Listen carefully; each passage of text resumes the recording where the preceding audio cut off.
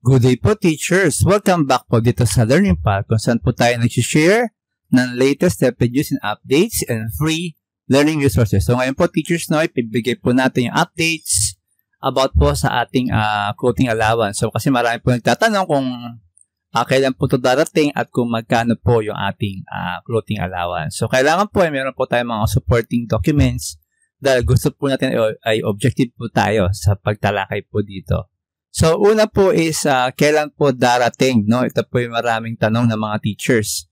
Ito pong clothing allowance. So, based po sa history, dahil wala pa naman pong nilalabas na budget circular, yung ating DBM or Department of Budget and Management, ay last year po, lumabas po itong budget circular noong April 4, 2004. Ito pong ating clothing allowance. So, ito pong rules and regulations on the grant of our 4. Ito pong ating clothing allowance. So, ito pong rules and regulations on the grant of our uniform, and clothing allowance. So, papa natin, dito po sa kanilang memo ay, ito po yung nagkakahalaga po ng 7,000 pesos na po yung ating clothing allowance. So, sa mga po nagtatanong kung magkano po yung ating clothing allowance, last year po ay 7,000 pesos. So, kung ang tanong po ay, magkano po ito, no? Magkano po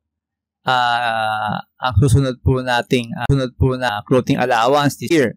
So, meron po nakalaga sa memo na clothing allowance for fiscal year 2024 na ito po ay shall not exceed 7,000 pesos per annum for each subsequent year. So, ibig sabihin po, sa mga susunod pong year ay ito po yung ating susundan. No? Ito pong 7,000 pesos no, per annum for 1 year. So, ito rin po ay applicable for regular, contractual, or casual position. So, I hope clear po tayo dyan po, teachers. No?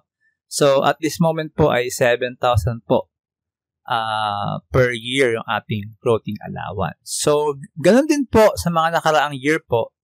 Kung mapapansin po natin ito pong year 2021 to 2022, ang sabi po ng DepEd ay guarantee the teaching and non-teaching employees will receive their clothing allowance for school year 2021 to 2022 for the first working day of April.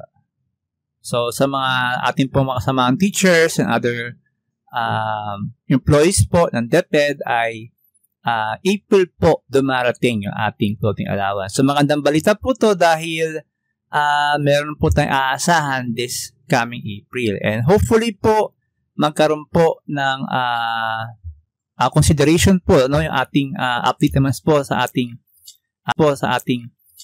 PBB 2023 dahil nakaraan po ang aking pinost na video ay not good news po dahil hindi po tayo nag-qualify. Pero hopefully ito po ay ma-reconsider at makapag-comply na po tayo sa ating mga requirements. So yun po muna updates. Maraming salamat po and don't forget po to subscribe for more